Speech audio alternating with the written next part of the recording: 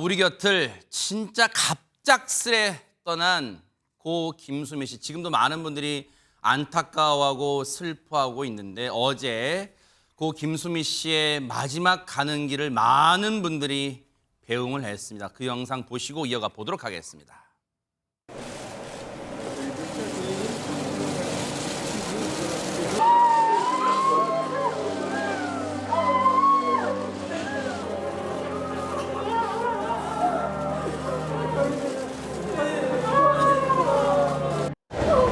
고생만 하러 가서 어떡해, 엄마.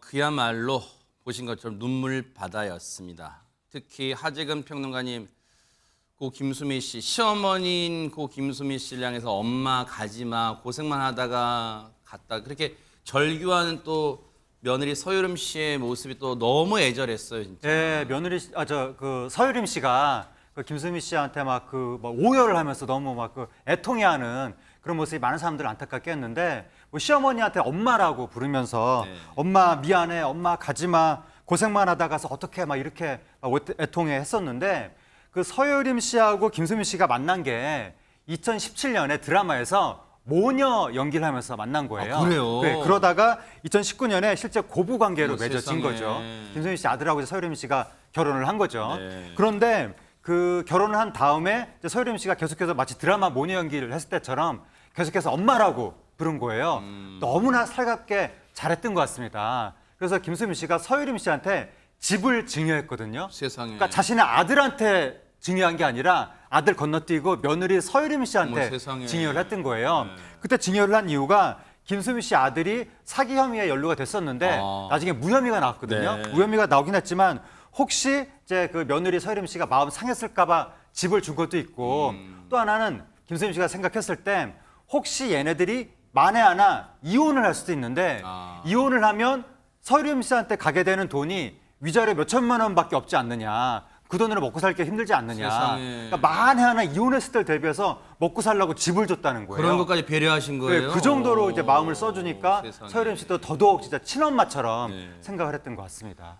세상 살면서 우리가 아들 바보, 딸 바보 이런 말은 많이 들어봤지만요. 고 김수미 씨는 그야말로 며느리 바보였대요. 세상에. 입만 열면 우리 며느리 했대요. 그리고 실제로 엄마라고 부를 만큼 서유림 씨, 며느리 서유림 씨도 고 김수미 씨를 엄마처럼 따랐다는데 생전에 두 사람 얘기 좀 들어보시고 이어가 보도록 하겠습니다. 내가 우리 시어머님한테 너무 정말 친딸처럼 했기 때문에 내가 내 자신하고 약속했어. 내가 이 다음에 며느리 보면 정말 이렇게 해줘야 되겠구나 하고 입력도 우레기로 돼 있어. 우레기로? 애기로 해. 아가. 네, 엄마. 어. 네, 엄마. 효림아. 네. 뭐 하냐? 저 이제 조이 이유씨 장 보러 가려고요. 아 그래. 엄마 어디세요? 나 네 맘속. 엄마 내 맘속? 엄마 사랑해요. 세상에 저게 보세요. 하나도 닭살스럽거나 시체말로 그런 거 같지가 않아요. 진짜 친엄마, 엄마랑 딸 같잖아요. 최재봉 교수님 진짜로. 맞아요. 네. 그 대화 내용을 보면 며느리와 시어머니의 대화가 아니라 엄마와 딸의 대화처럼 그러니까, 느껴져요. 네. 그렇게 너무 친근하게 가까운 사랑해요라는 표현도 그렇고 엄마라고 부르는 것도 그렇고 쉽지 않거든요. 맞아요. 사실은. 네. 어려움이 있는데 그런 모습을 보면 두 분의 사이가 얼마나 살가웠는지 하는 부분을 볼 수 있는 것 같은데 아들인 이 정명호 씨가 장례를 치르고 나서 밝혔던 내용 중에 또 우리에게 감동을 주는 한마디가 있습니다. 뭘까요? 그건 뭐냐면 집에 이제 어머니 유품들을 정리하러 집에 갔는데 이 김수미 씨가 평소에 글 쓰는 걸 좋아하셨대요. 그래서 육필로 직접 본인이 글을 써서 집에 가서 손으로 써둔 원고가 꽤 많이 있다는 거예요. 그래요? 예. 근데 그 원고들이 저는 이제 보면서 마치 그 본인의 천국 가기 전에 마지막 하늘나라 가기 전에 마지막으로 본인이 하고 싶은 말을 하고 싶었던 게 아닌가 하는 생각이 들 정도예요. 세상에. 뭐라고 돼 있냐면 책 제목을 안녕히 계세요라는 책 제목을 달아놨다는 아이고. 거예요. 그러니까 이게 그냥 생각하기가 좀 어렵잖아요. 본인이 이제 병마와 싸우시면서 아마도 차근차근 준비하셨는 게 아닌가 하는 생각이 들어 좀 안타까움이 있었고, 근데 그 원고 속에 있는 글이 또 마음을 울려요. 뭐라고 돼 있냐면 은퇴 후에 음식 봉사하고 싶다는 내용들 하고 후배들을 향해서 이렇게 글을 썼어요. 나도 평생 조연이었다. 버티면 언젠가 되니 포기하지 말라라는 메시지를 남겨놓으셨대요. 평생을 모두의 어머니로 웃고 울며 살아오신 김수미 배우를 기억해달라고 이 아드님이 얘기를 했는데 이 책이 이제 만약에 세상에 나오게 되면 네. 또 많은 사람들한테 깊은 감동을 주는 그런 글이 되지 않을까 그렇게 생각이 됩니다. 참 물론 우연의 일치일 수도 있고 아니면 뭔가 그런 거 있잖아요. 사람은 뭔가 그런 느낌도 받는다잖아요. 뭔가 그래서 책 제목이 뭔가 육필로 남겨놓은 그 글의 제목이 안녕히 계세요. 그래서 더 먹먹하게 다가와요. 그래서 이 대목에서 유인경 평론가님께 그게 제가 갑자기 들은 게 생각나서 제가 듣기로는 유인경 평론가님이 그 김수미 씨와 이웃 사촌이었다. 그래서 평소에 왕래도 많았다. 뭐 그런 얘기 들었어요. 예, 한 동네에 아, 그래요, 살아서 진짜로? 골목에서도 오. 보고 단골 목욕탕도 갔다고 세상에. 왔는데 아까 최진문 교수님 말씀하셨지만 저는 일용 엄마나 욕쟁이 할머니 등으로만 알려졌지만 제가 기억하는 김수미 씨는 탁월한 작가셨어요. 진짜요? 에세이집도 베스트셀러가 됐고요. 너를 보면 살고 싶다는 소설집도 냈고요. 청소년들에게 약해지지 말라라고 격려하는 책도 내서 또 그걸 기부하기도 하셨었거든요. 세상에. 이 미완의 원고는 제가 보질 않았지만 연기는 다시 볼 수 없지만 이 남은 원고들이 책으로도 내주길 바라고 굉장한 다독가여서 세상에. 예 집에 서재도 마련해 두셨었는데 우리가 몰랐던 모습 많네요, 진짜. 네, 네. 연기도 그립고 작품도 그립습니다. 천국에서 평안한 휴식을 취하기를 바랍니다. 그러네요, 세상에. 그런데 허주연 변호사님, 그 김수미 씨가 생전에 자신의 마지막 모습에 대해서 뭔가 당부한 게 있다면서요? 뭡니까 그게?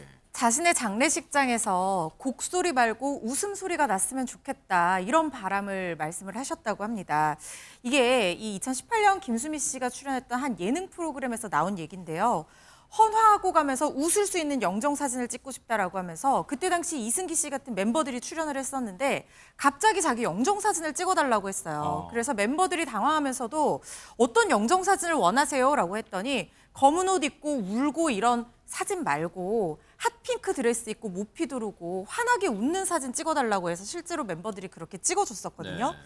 그런데 실제 영정사진은 2011년 김수미 씨가 출연했던 영화 그대를 사랑합니다 포스터로 쓰였는데 이 포스터에 어떤 말이 붙어있냐면요. 평생 아낌없이 주기만 한 당신이라는 부제가 있습니다. 이 말이 아마 평생을 넉넉한 마음으로 베풀고 살아왔던 김수미 씨의 삶을 또 드러내주는 그런 모습이 아닐까. 특히 영화 속 캐릭터도 그런 캐릭터거든요. 네. 그래서 저걸 영정사진으로 쓴 것 같은데요. 김수미 씨가 이렇게 얘기를 했습니다. 상여가 나갈 때 곡소리도 나기 마련인데 나는 춤을 추면서 보내줬으면 좋겠다. 웃으면서 갔구나. 우리는 김수미를 잠시 기억하자. 그렇게 보내줬으면 좋겠다라면서 자신의 마지막에 대해서 웃으면서 보내달라고 얘기하기도 했는데 너무나 갑작스럽게 우리 곁을 떠나는 바람에 마냥 웃으면서 바람대로만 보내드리기에는 너무 안타깝습니다. 네, 맞아요. 정말로 이 짧은 요즘 기대 수명으로 치면 정말 너무 빨리 우리가 들떠났잖아요. 그런데 그 한평생 우리에게 시청자분과 국민분들에게 웃음과 또 큰 즐거움을 줬던 고 김수미 씨의 생전 바람처럼 오해는 마세요, 여러분. 고인을 고 김수미 씨를 그래도 우리가 물론 슬프지만 그래도 웃으면서 마지막 가는 길을 배웅하고 또 그 분을 그 김수미 씨를 기렸으면 마음에 기렸으면 하는 그런 마음입니다. 아마 여러분들 다 같은 마음이실 거라고 믿습니다. 고인의 영면을 기원하도록 하겠습니다.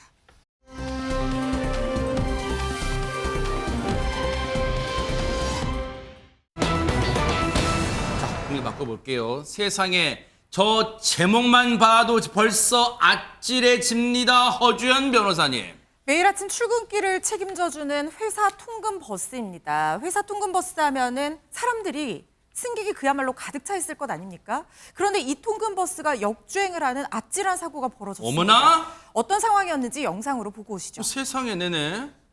아침 7시 반경 세종시의 한 교차로입니다. 네. 줄줄이 늘어선 차들이 신호에 맞춰서 어머머, 이동하고 어머머. 있는데 버스가 역주행을 하고 어머. 있어요. 차선을 넘어서 좌회전하던 차들을 어머머. 덮칩니다. 25톤 화물차를 부딪히고 어머, 어디가, 어디 가요, 지금? 까지 연속해서 잇따라 들이받으러 지금 달려가는 모습인데 오, 어디 가요, 너무나 지금? 아찔합니다. 뒤쪽에 오는 승용차 2대까지 잇따라 들이받은 뒤에야 이 어머나. 버스가 겨우 서서히 멈추게 되는데요. 어머나. 급하게 핸들을 꺾어서 겨우 충돌을 피한 승용차도 있었는데 세상에. 그 승용차의 긴박한 모습도 함께 담겼습니다. 어머나. 출근길 도로 한복판에서 일어난 아찔한 순간이었습니다. 어머나. 지금 보세요. 지금 최재범 교수님 우리가 보고도 영상으로 있지만 보고도 믿기지가 않아요 지금. 그러니까요. 그 상황이 어떻게 저렇게 운전할 수 있을까 하는 정도로 도저히 이해가 안 되는 상황이잖아요. 오두컴컴한 시간 뭐 아니잖아요 지금. 아니에요. 아침 네. 7시 반 정도 되는 거예요. 어머나. 그러니까 이게 언제냐면 지난 25일 오전 7시 31분께인데요. 출근 시간대 아니에요 그러면? 출근 시간대요. 어머나. 통근버스니까 출근하는 사람을 태우고 가고 그렇겠네요, 있는 진짜. 상황이었어요. 이 버스가 지금 저 길게 서 있는 쪽은 좌회전하려고 신호를 대기하면서 기다리고 있었던 거예요. 그 차들을 향해서 역주행을 하고 있는 거예요. 지금. 어머나, 원래 저로 세상에. 들어오면 안 되는 거거든요. 지금 어머나. 저기 일방통이고 전부 다 이쪽으로 내려오는 이거는 차들만 일방통 있어요. 딱 보면 일방통이 진짜네. 그러니까요. 저쪽으로 들어오면 이제 어머머머머. 버스가 반대편으로 가잖아요. 어머머머머, 네네. 절대로 가면 안 되는 곳을 향해서 가고 아이고. 있는데 저 버스가 30인승 통근버스입니다. 어머나. 신호를 위반한 상태에서 지금 역주행을 하고 있는 어머나, 것이고요. 그러면. 당시 버스 안에 12명의 승객이 또 타고 있었어요. 뭐라고요? 세상에. 얼마나 놀랐겠습니까? 그 타고 있는 사람들은 마주오던 25톤 화물차와 한 번 부딪히고 또 다른 승용차와 또 부딪히고 그리고 경차와 총 3대를 추돌을 합니다. 어머나. 그리고 나서야 섰는데 네. 문제는 버스가 피하려고 급히 오른쪽 교통섬으로 올라가자 다른 승용차들이 또 피하려고 다른 곳으로 피하는 어머나. 이런 일들이 발생하게 됐어요. 보세요, 그래서 지금. 아수라장이 되는 다급한 차량들이 상황이었죠. 지금 다른 이 승용차들은 종이장처럼 말 그대로 종이장처럼 구겨졌어. 근데 보세요. 어쨌든 사고가 나서 보세요. 저 통근버스 유인경 평론가님 승객분들이 12분 타고 계시죠. 통근버스 운전기사분 지금 정면 충돌했기 때문에 버스 기사님의 안전 또 승객분들의 안전 또 그 들이받친 다른 승용차분들 운전자분들의 안전 다 걱정돼요. 지금 어떻게 되겠습니까 지금? 근데 너무 다행히도요.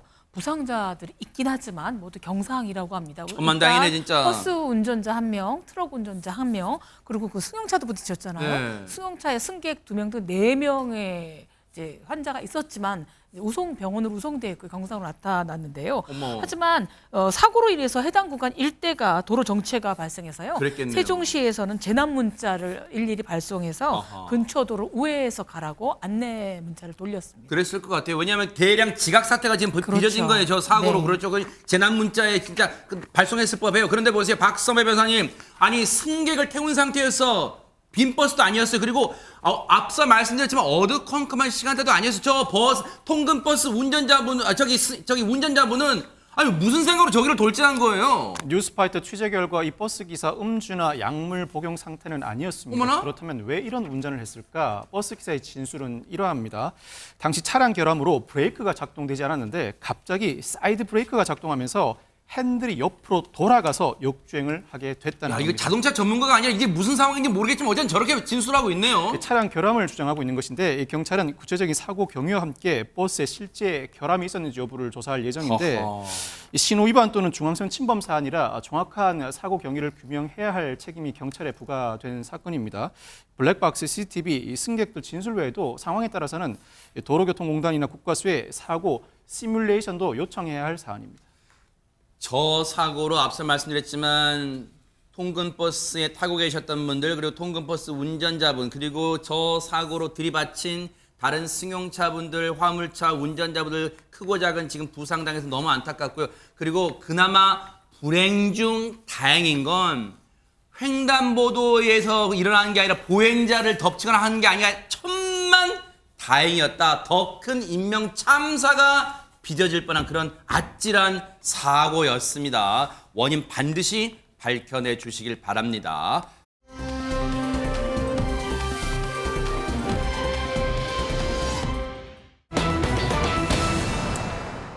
성희롱이 아니라 아재개그겠다. 아니 허준 변호사님 이걸 말이라고 하는 성희롱과 아재개가 어떻게 같은 값이 되는 거야 이게 무슨 말이야 이게 진짜. 선량한 모든 아재들이 분노할 만한 말이죠. 그리고 도대체 어떻게 성희롱이 개그라는 말로 포장이 될 수 있는지 이 내용부터 설명을 드릴 텐데요. 네네. 2022년 12월부터 2023년 8월까지 있었던 일입니다. 비영리 기관의 한 간부가요. 소속 부하 직원들을 대상으로 무려 9차례나 성희롱성 발언을 했다는 건데요. 세상에. 예시를 3개 정도 제가 말씀을 드려볼게요. 네네. 첫 번째 발언 예시는요. 식사 자리에서 여자가 따라주는 술이 제일 맛있다. 이렇게 얘기를 했다는 겁니다. 뭐라고요? 혼자 따라 마셔 혼자. 그러니까요. 도대체 누가 따라주는 술이 제일 맛있다는 얘기를 왜 합니까? 어떻게 된 사람이 이 사람이 진짜. 그리고 두 번째 발언도 화가 납니다. 뭔데요 또? 이별한 직원이 있는데요. 이제 나에게도 기회가 있는 건가? 뭐라고요? 이렇게 얘기를 했다는 거예요. 무슨 이별을 했다고 하는데 위로는 못 해줄 망정 본인한테 무슨 기회가 있는 거를 왜 물어봅니까? 그런데 직원이 가정이 있으시잖아요. 이렇게 얘기를 한 거예요. 그러니까 이미 결혼을 한 사람이었던 거예요. 그랬더니 대답이 나는 무슨 씨 이 지역에서는 솔로잖아. 이렇게 얘기를 했다는 거예요. 아마 주말 부부라든가 뭔가 이 외부에서 근무하는 그런 상황이었던 걸로 보이거든요.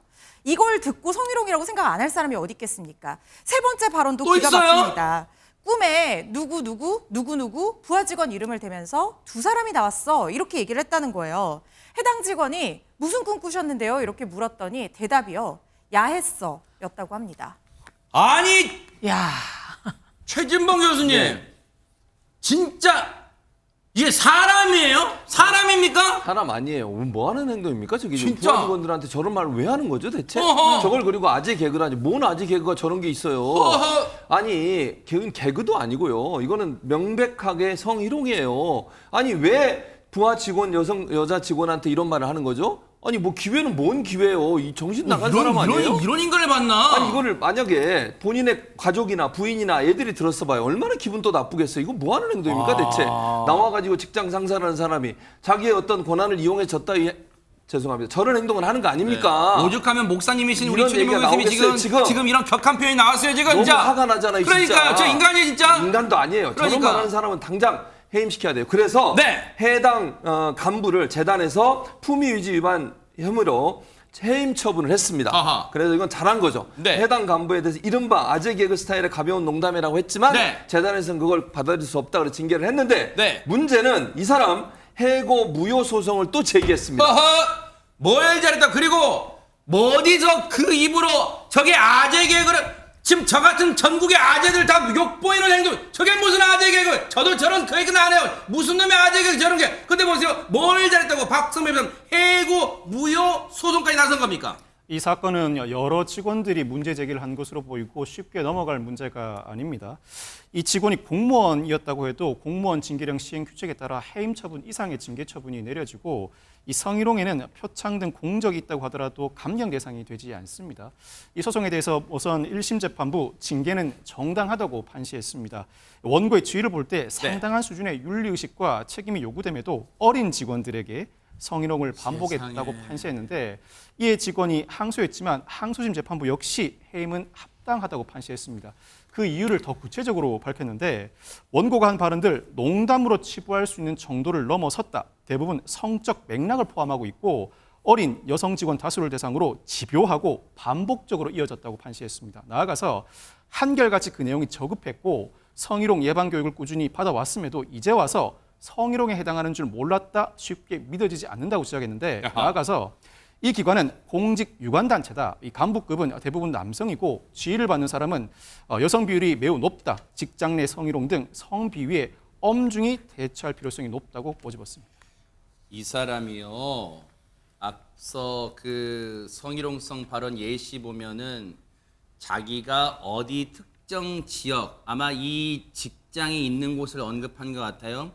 여기에서 내가 솔로잖아. 솔로로 통한다는 얘기잖아요. 그 말은 즉슨 뭐예요? 뒤집어 보면 가정이 버젓이 있다는 거 아니에요. 그러면 보세요. 이 가정이 이 사람이 결혼을 해서 자식이 있는지 모르겠지만 그 자식 중에 자제분 중에 혹시 따님이 있다고 생각해봐요.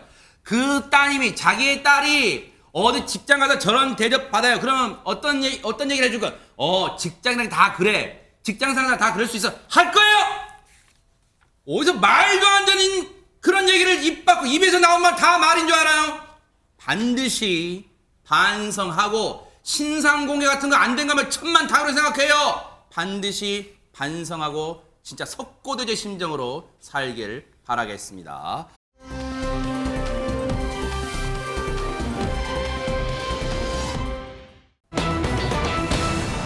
자, 분위기 바꿔볼게요. 어머, 여러분 제목 보세요. 아들 끌어안고 울었어. 뭔가 사연이 있나 봐. 근데요, 자오지민? 어제 아주 기쁜 일이 있었어요. 어허. 올해로 32살이 된 골프 선수 안병훈 선수가 이 굉장히 큰 규모의 국제 대회입니다. 제네시스 챔피언십, 여기에 총 상금이 무려 400만 달러가 걸려 있고요. 우승을 하게 되면 10억 가까운 상금을 받는 그런 어머나. 큰 규모의 대회예요. 오호. 이 대회 최종 라운드에서 연장 접전 끝에 김주영 선수를 누르고 저렇게 우승 트로피를 들어 올렸습니다. 이분이 안병훈 선수군요. 그렇습니다. 이분이 우승한 안병훈 선수인데요. 안병훈 선수의 이런 낭보가 더 반가운 이유는 뭐냐면 이 골프 유럽 투어, 이게 지금 제네시스 대회의 전신인데요. 이 유럽 투어에서 9년 전에 우승 트로피를 들어 올렸어요. 2015년도에 우승을 하고 9년 동안 우승 소식이 없다가 세상에. 이번에 고국에서 무려 9년 만에 이렇게 맛본 우승인 겁니다. 아하. 그런데요. 네. 우승 직후에 그린에서 내려오는 이 안병훈 선수를 반기면서 꽉 끌어안아준 한 여성이 있었습니다. 아하. 누구냐면요, 바로 왼쪽의 분인데요. 네. 무다쓴 분 안병훈 선수 어머니거든요. 아하. 혹시 누군지 기억하시는지 알아보시는 분들도 계실 것 같은데 모르죠. 잘 모르시겠다면 제가 영상을 하나 보여드릴 텐데요. 네. 이 영상 보면 기억나실 겁니다. 어허. 누굴까요, 네?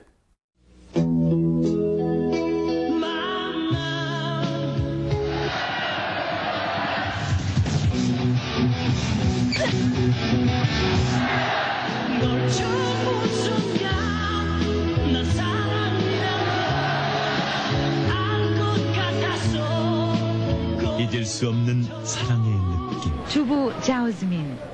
그녀는 늘 신선하고 맛있는 걸 찾습니다. 신선하고 다양한 재료로 만든 제 솜씨가 어때요? 일품인데 제가 찾는 중화자중 일품이에요. 아마 이 광고 보시면 돼요. 맞다 바로 그 사람 하재근 변호사님 이거 광고 기억나시죠? 예, 바로 자오즈민 씨인데 자오즈민 씨가 1980년대 그 중국의 국가대표 탁구 선수였었는데 우리나라에서 엄청 유명했었습니다. 중국 선수인데 우리나라에서 유명했던 그 정도였어요, 거예요. 네. 왜냐하면 미녀 선수라고 아하. 해서 굉장히 요즘으로 치면 김연아 선수 뭐 그런 것처럼 굉장히 유명했었는데 네. 한국에서 많은 사랑을 받았었거든요. 아하. 그런데 1989년에 사람들이 깜짝 놀란 거예요. 왜요? 바로 그 자오즈민 선수하고 한국의 안재영 선수가 어허. 결혼한다고 해서 어허. 사람들이 깜짝 놀랐거든요. 야. 그 당시만 하더라도 한국인하고 중국인이 어떻게 저렇게 뭐 관계를 맺는다는 걸 상상하기 어려웠던 시절인데 야. 저렇게 결혼한다고 해서 뭐 한국에 뭐 엄청난 중국 며느리가 들어왔다 뭐 세기의 탁구 커플 이러면서 국제적으로 화제가 됐던 야. 그런 사건이었는데 저렇게 해서 두 사람이 결혼을 해서 낳은 아들이 이번에 골프 우승한 안병훈 선수가 그래요? 되는 것이고 야, 이 운동 유전자라는 게 있나 봐요, 진짜. 네, 근데 유전자인데 많은 사람들이 아버지도 탁구 선수, 어머니도 탁구 선수, 유전자가 탁구 유전자가 아닐까? 라고 생각했는데 아들이 지금 골프를 한 거잖아요. 그래서 지금 이 제작진이 네. 왜 골프를 하게 됐는지 너무나 궁금하다라고 해서 전화해서 물어봤거든요. 네. 안재영 선수한테, 안재영 감독, 네. 전 탁구 국가대표팀 감독입니다. 그랬죠, 맞아요. 안재영 전 감독이 뭐라고 그랬냐면 네. 아들이 어릴 때 뛰어노는 모습을 보니까 둔하고 달리기도 못해서 탁구엔 적합하지 않다고 생각했다. 왠지 골프 의문의 일패처럼 됐는데 탁구가 얼마나 어려운지 잘 알다 보니까 시키기 어려워서 골프를 시작했는데 네. 하다 보니까 여기까지 왔다. 그렇게 얘기했습니다. 어쨌든 근데 탁구공 크기랑 제가 운동 안 해서 모릅니다. 골프공 크기랑 탁구공 크기랑 비슷한 거 아닌가? 하여튼 공으로 하는 운동이에요. 근데 말은 저렇게 하지만 얼마나 지금 이 아드님이 뿌듯하실까요? 저희 제작진이 직접 한번 그 자랑스러운 아들을 둔 안재영 전 감독의 얘기 좀 들어봤습니다. 듣고 이어가 보도록 하겠습니다. 이제 골프는 보면 한 4-5시간 그날 하루 종일 마음 졸이면서 뭐 선수도 치고 보는 사람도 그런 마음으로 이제 보게 되잖아요. 그런 것들이 이제 끝나면서 서로 이제 고생했다고 위로해주고 그런 마음으로 하다 보니까 이제 좀 울컥한 게 좀 있었던 것 같아요. 저는 이제 특별한 일은 없고 그냥 개인 볼일 보면서 자유롭게 이렇게 생활을 하고 있고요. 두 사람은 중국에서 사업을 오래 했었어요. 한 20여 년 넘게. 이제 하던 걸 정리하고 이제 한국에 들어와서 같이 생활하고 있죠. 편안하게 여유 있게 시간을 보내고 있습니다. 그나마 지금 뭔가 다복하다는 게 딱 인터뷰에서 느껴져요. 그런데 박선배 변호사님, 저 사진이 주는 그 울림 감동이 얼마나 그동안 물론 안병훈 선수 본인도 9년 동안 무관의 어떤 서름도 있었지만 한 번도 우승 못하는 거 9년 만에 우승한 거 그리고 그걸 옆에 지켜보는 엄마의 자오지민 씨 마음 그래서 둘이 그냥 모자지간에 그냥 부둥켜 울고 막 그랬던 것 같아요. 그랬던 것 같아요. 아버지 안재영, 어머니 자오주민 모두 1988년 서울올림픽 메달리스트인데 당시 제가 어린 나이였음에도 두 선수가 메달을 따던 모습 그리고 결혼하던 소식 들었던 기억이 지금도 생생합니다. 아하. 외국인과 결혼한다는 소식 자체가 상당히 신선하게 다가왔던 느낌이 생생한데 네. 세계 정상급 선수들인 만큼 스포츠 경기 실력 외에도 그날의 컨디션을 비롯해서 여러 가지 요소가 영향을 미친다는 사실 익히 알고 있었습니다. 이 안재영 씨 은퇴 후에 탁구 지도자의 길을 걸어왔었는데 2007년에 아들 뒷바라지를 위해서 과감하게 사표를 쓰고 미국으로 건너가서 본격적인 이 골프 대디로 생활해 왔습니다. 지금은 대한탁구협회 이사로 재직 중입니다. 그리고 어머니 자오지민 씨 중국에서 상당히 유명한 탁구 선수 출신인데 안재영 씨와 결혼하면서 대한민국으로 귀화했습니다. 현재는 대한민국 국민이고 은퇴 후 중국에서 사업을 크게 했었는데 한때 매출 200억 원대 사업가다 이런 말이 나올 정도로 성황을 이뤘다고 합니다. 네. 지금은 모두 정리 후에 부부가 편안한 일생을 보내고 있다고 합니다. 야, 근데 최재범 교수님도 네. 기억나시죠? 왜냐면 네. 저도 저 때 당시 떠들썩 일단 전 국민이 막 일단 떠들썩했잖아요. 와, 이런 맞아요. 이 세계 커플, 세계 결혼이 있을까? 이 중국과 우리 한국, 그다음에 뭔가 이 스포츠 스타 첫 사례 아니에요, 결혼한? 그렇죠. 그러니까 네. 이게 1986년대 아시안 게임 있었고요. 1988년대 올림픽 있었잖아요. 저는 두 대회 다 자원봉사를 했었는데 어머나. 그때 대학생이었어요. 그때 그 자원봉사를 했었어요. 혹시 뭐 기도 봉사하신 거예요? 영어 봉사하신 아니요, 거예요? 정말로 영어를 한 건 아니지만 아하, 네. 보도 담당관실에서 아무튼 봉사를 했었는데 허주연 변호사나 박성배 변호사는 어렸을 거예요. 그 당시에는 네. 나이가. 근데 저만 해도 대학생이니까 다 기억이 나요. 그 당시에. 근데 그 당시에는 스포츠가 지금 아재 부심하는 거 아니죠? 네. 그 당시에는 잘 아시는 스포츠가 엄청난 인기가 그랬죠. 있었죠. 맞아요. 우리나라에 그냥 네. 뭐 송파가 사실은 그것 때문에 개발이 됐었어요. 올림픽 맞아요. 파크 뭐 네. 아파트 들어오고 그렇죠. 이러면서. 선수촌 아파트도 네, 생기고, 맞아요. 네. 근데 그때 이 두 사람이 사랑을 한다는 건 상상도 못했어요. 야. 왜? 우리나라와 중국이 수교하기 전이에요. 그랬어요? 네. 어머. 아시잖아요. 그러니까 그러다 보니까 중국과 우리나라 사람이 결혼한다는 건 상상을 할 수가 없어. 그러니까 86년, 88년도, 이제 89년도에 결혼하셨는데 네. 외국 사람과 결혼하는 것도 대단히 특이한 상황인데 그것도 중국인과 결혼한다는 건요. 네. 이건 대단히 센세이셔널했어요. 아하. 왜냐하면 당시에는 뭐 민주주의, 공산주의 이런 게 있었거든요. 그 당시에. 네. 그러다 보니까 자오지민 씨하고 안재영 선수가 둘이 교제를 하고 사랑한다는 얘기가 퍼졌을 때 그야말로 전국이 그냥 난리가 났었죠. 아하. 그러니까 실제적으로 두 사람 사이에 그 어떤 결혼하는데 상당히 어려움이 있었어요. 네. 그래서 1989년도에 10월에 네. 혼인신고를 어디서 한 줄 아세요? 어디서 한대요? 스웨덴에서 했어요. 어머나, 스웨덴에서. 왜요? 이거 왜냐하면 우리나라에서 하는 게 상당히 어려움이 있었던 거예요. 어머나. 그러니까 정부의 허가도 좀 받아야 되고 여러 가지. 왜냐면 아까도 말씀드린 수교가 안 된 나라의 사람이 우리나라에 와야 되잖아요. 국적도 얻어야 되고. 그러니까 지금이야 뭐 중국과 우리가 수교가 돼서 활발하게 왕성하게 그러네요. 왔다 갔다 하지만 당시에는 상당히 어려웠어요. 네. 그리고 결국 12월에 서울올림픽공원에 정식으로 결혼을 했는데 아하. IOC 위원장이 선물을 보낼 만큼 오호. 그렇게 전 세계 스포츠 스타의 대단한 만남이었다고 하는 점에서 관심을 끌었고 네. 한국과 중국이 수교하기 전에 이 두 사람의 관계가 한중 간의 관계를 또 발전시킬 수 있는 기회를 줬다는 점에서도 관심을 많이 끄는 결혼식이었습니다. 근데 지금 얘기는 사실 유인경 평론가님 결혼을 하기에 우여곡절이 있었다. 일단 이건 알겠어요. 왜냐면 당시 수교도 안 됐으니까. 근데 그럼 애초에 왜냐면 한 명은 남자고 한 명은 여자기 때문에 서로 상대가 경기를 할 가능성이 없죠. 처음에 어떻게 서로가 호감을 갖고 좋아하게 되고 어떻게 사귀게 되고 그랬을까? 그것도 궁금해요. 연애 그 러브 스토리가. 국제 대회에서 각 나라 탁구 선수 네. 대표를 만났는데 보는 순간 불꽃이 튀긴 와, 거죠. 대박 네. 사건네. 언어도 다르고 국적도 다르지만 사랑이 너무 뜨거워져서 편지를 주고받고 숙소에서 또 다 몰래 만났답니다. 야. 비밀리에 만남을 이어갔다고 성적이 안 하는데 좋았으면 큰일 날 뻔했어요. 비밀리에 만나는. 근데 사랑의 힘이 얼마나 위대한지 안지용 선수는 자오즈민 선수를 만나면서 중국어를 공부하기 네. 시작을 했다고 하고요. 그렇지만 정말 이 결혼가 쉽지 않은 과정에서 자오즈민은 이런 얘기를 이제 털어놨습니다. 스웨덴에 가서 이제 혼인 신고를 해야 네. 되는데 혹시라도 중국 선수가 스웨덴에 간다면 한국으로 망명하기 위한 단계가 아닌가.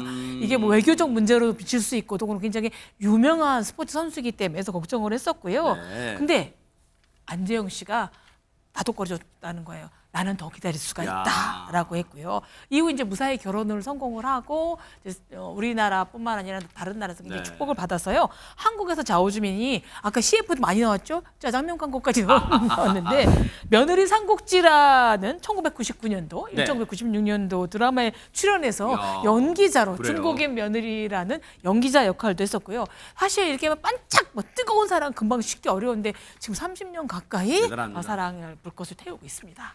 뭔가 이 또 부모가 또 훌륭하게 성장하다 보니까 또 아드님 안병훈 선수까지 또 훌륭한 또 제목으로 키워내신 거 아닌가 그런 생각해 봅니다. 정말 이 세 가족 앞으로 또 행복한 모습 보여주시길 또 기대해 보도록 하겠습니다. 멋집니다.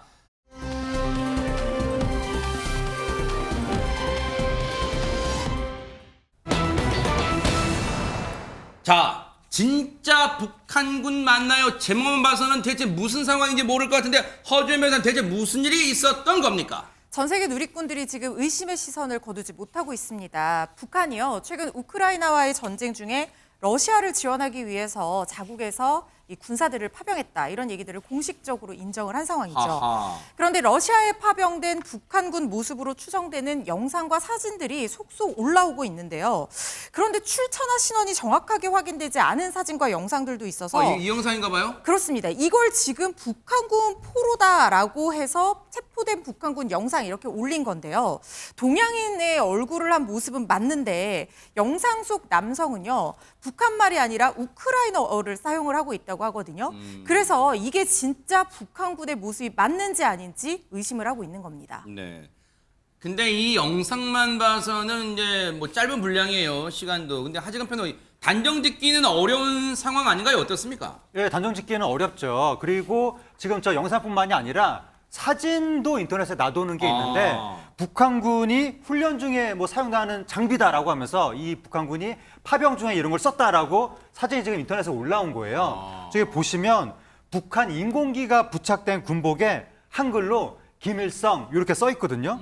그리고 또 그 옆에는 러시아제로 추정되는 소총하고 실탄이 있는 거예요. 저게 북한군에 뭐 지급된 제품이다. 그렇게 이제 이야기가 나온 건데, 네. 근데 전문가들이 봤을 때는 아닌 것 같다는 또 이야기가 나오는 거예요. 저 소총 같은 걸 자세히 보니까 러시아군이 사용하는 거하고 조금 다르다. 그러니까 정식 군 보급품이 아니라 아마 민간에서 판매하는 사제품 아니냐, 그런 의혹이 제기가 됐습니다. 이를 놓고 지금 여기 스튜디오에 계신 분들도 갸우뚱하실 수도 있고 또 이른바 네티즌 분들도 갑론을 박쳐서 맞다 아니다 하실 분도 많으실 거 아니에요. 그래서 저희가 이 영상과 사진들이 전문가분의 눈에는 어떻게 보였을지 한번 들어봤어요. 같이 한번 들어보시고 이어가 보도록 하겠습니다. 아직 진위 여부는 확실치가 않아요. 포로 영상 같은 경우는 가짜일 가능성이 높고, 왜냐면은 그 북한 인민군들 머리가 저렇지 않아요. 그 친구는 머리카락이 굉장히 숱이 많잖아요. 지금 머리가 길지 않아. 인민군은 머리가 짧아요. 진짜라면 그 포로를 신문하는 장면이 나오지 그 사진이 왜 나와요? 김일성이라는 글자를 안 써요. 그렇게 신성시하는데 그거를 뭐 군복에다가 이름을 새긴다? 말도 안 되는 얘기지. 자, 이렇게 전문가분의 얘기를 들어본 즉슨 저게 이제 가짜일 확률이 이제 높다는 건데, 물론 가짜라고 단정 짓지는 않았습니다만, 그런데 예전에도 혹시 이런 비슷한 경우가 있었을까요? 어떻습니까? 사실 그동안 러시아에 파병된 북한군 추정 모습이 여러 차례 공개된 바가 있습니다. 예를 들면 이 군수품을 받는 모습이라든지 러시아 군사 기지로 들어가는 모습이라든지 이 건물 밖에 모여 서서 대화를 나누는 모습이 공개된 바가 있는데, 이 전문가에 따르면 이전 영상들도 아직 진위 여부를 확실하게 단언할 수가 없답니다. 확률이 반반이라고 하는데, 물론 이전 영상들에는 북한말로 대화하는 소리가 녹음돼 있기도 합니다. 그런데 이 병사들이 말하는 입을 직접 찍은 게 아니어서 실제인지 영상과 말소리를 합성했는지 아직까지는 정확하게 판단할 수 없는 상황이라고 합니다. 네. 아 근데 이 대목에서 사실 이게 진짜다 아니다 이렇게 갑론을박이 이루어지는 자체만으로도 우리 사회에도 뭔가 혼란이 가중될 수 있는 거 아니에요? 그렇죠. 네네. 그럴 수 있죠. 근데 명확한 건 이런 거예요. 그러니까 군대를 보낸 거는 사실이에요. 그거는 이미 러시아도 북한도 인정한 네. 거예요. 그리고 미국도 인정한 거니까. 네. 근데 지금 보여준 저 포로 영상과 그렇죠. 이름표와 총기 이거는 이제 의문이 있다는 그렇죠, 거거든요. 그러니까 그렇죠. 우리가 헷갈리지 말아야 될 것은 북한군이 러시아에 가서 뭐 도움을 주고 있다는 사실 자체는 이제 사실로 확인된 거니까 그건 변함이 없고요. 네. 다만 저기서 나오는 저런 영상들은 진위가 지금 파악이 안 된 상태고 다만 왜 그러면 저렇게 하느냐 심리전이에요, 심리전. 또 우크라이나 입장에서 만약에 저런 영상을 계속 보여주는 이유는 뭐겠습니까? 러시아와 북한이 군사협력을 하고 있다. 이건 국제사회 그리고 유엔의 결의에도 위반되는 사안이에요. 이거는 그렇게 하면 안 되는 거거든요. 그럼 국제사회 비판이 커지겠죠.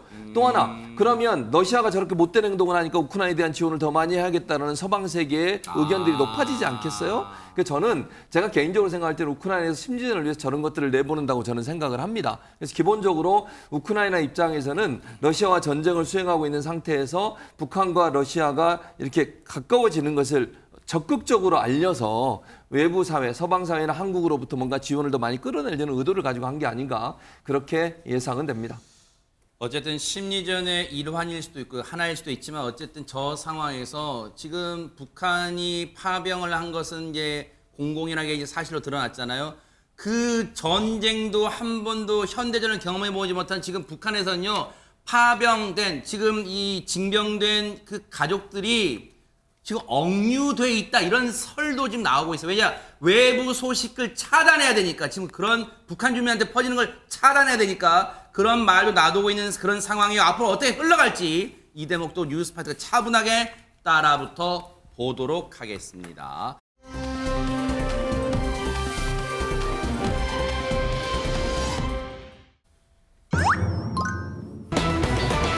오늘 도둑이가 바쁘네요. 자, 근데 뛰는 도둑 위에 나는 시민들 제목만 봐서는 어떤 상황인지 좀 무척 궁금해집니다. 허준 변호사님.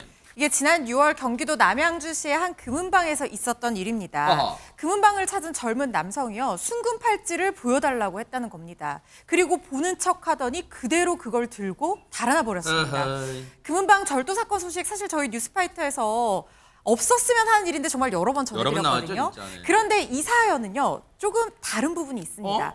바로 시민들의 활약이 굉장히 빛났다는 건데요. 어허. 이 사건 도대체 어떻게 된 상황인지 영상으로 보여드리겠습니다. 네네.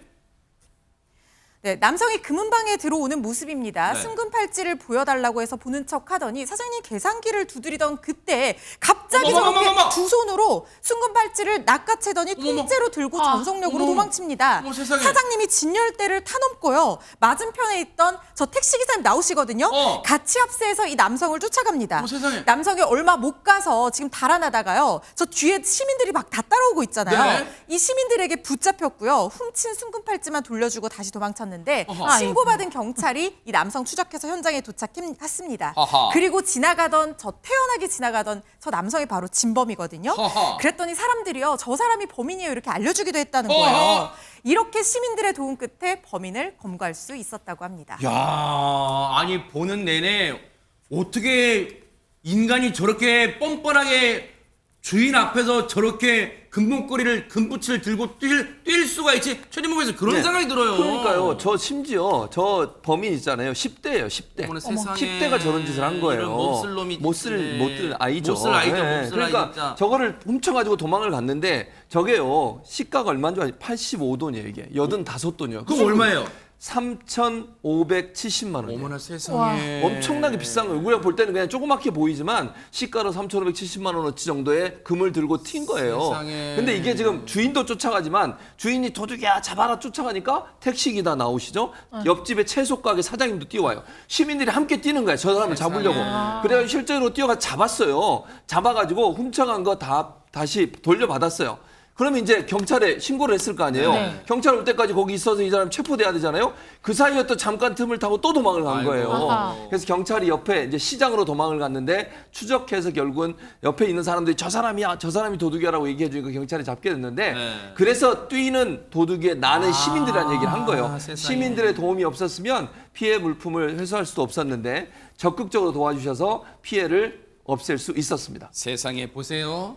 저 도망가는 그 금붙이 절도범을 쫓아가고 그리고 같이 가서 합세해서 잡고 게다가 경찰한테 알려주기까지 정말 시민 영웅분인데 그중에서 앞서 보시면 택시에서 내려서 바로 쏜사까지 뛰어가신 그 기사님 얘기 들어보시고 이어가 보도록 하겠습니다. 앞에가 바로 택시 정거장이에요. 금방 사장님하고 이제 손님하고 이제 뭐 발길을 못 뛰겠다 뺐다 뭐 이제 거래를 하더라고. 젊은 친구가 갑자기 이제 금 캐스 이제 들고서 이제 도로 서면서 뛰는데 저기 도둑이다 이제 그렇게 예감을 하더라고. 무조건 쟤를 잡아야 된다 이제 이 생각만 들고 또 쫓아갔어요. 한 10m 정도 가서 내가 잡았어 그놈을. 잡았는데 그만 손에 땀이 나니 옷이 미끄러지면서 걔가 넘어져 버렸어. 넘어지면서 금파지를 또 두 개를 또 이제 캐스채 이제 두 개를 떨고 하고. 일단 1차적으로는 박성배 변호사님, 저 택시기사님께서 빨리 재빨리 가서 저 절도범을 낚아채서 검거한 덕분에 물품은 다행히 안전하게 회수할 수 있었던 것 같아요, 진짜. 다행히 택시기사와 이 채소 가게 사장님이 피해품을 회수했는데 물론 4인도 현행범 체포를 할 수 있습니다만 피해품만 회수되면 굳이 무리하게 체포까지 시도하실 필요는 없습니다. 다만 신속하게 경찰에 상황 전파만 해주면 큰 도움이 됩니다. 또 이런 유형의 사건의 경우에는 공범이 존재할 가능성이 상당히 높은데 아니나 다를까 이 경찰에 붙잡힌 피의자 공범이 있다는 진술을 합니다. 특히나 이 공범이 범행 당일뿐만 아니라 범행 전날에도 이 금은방을 방문해서 범행을 계획했다고 하는데 결국 경찰 근처를 배회 중이던 공범도 추가로 검거했습니다. 이 10대 남성 2명 특수절도 혐의로 송치된 상황입니다. 세상에 10대인데 벌써부터 저런 짓을 벌여요. 저런 범죄를 벌여요. 물론 저 인간들 진짜 법의 처벌을 받아야 되고 정말 갱생하는데도 우리 사회가 좀 힘을 쏟아야 돼요. 저 인간이 계속해서 저런 범죄를 교도소 갔다 다시 저지르면 어떻게 합니까? 반드시 갱생에도 우리가 노력을 기울여야겠다 이런 생각 해보고요. 정말 우리 택시기사님, 옆에 채소가게 사장님, 그리고 시민분들 정말 살아있는 시민 영웅이시다 이런 생각 해봅니다. 멋졌습니다.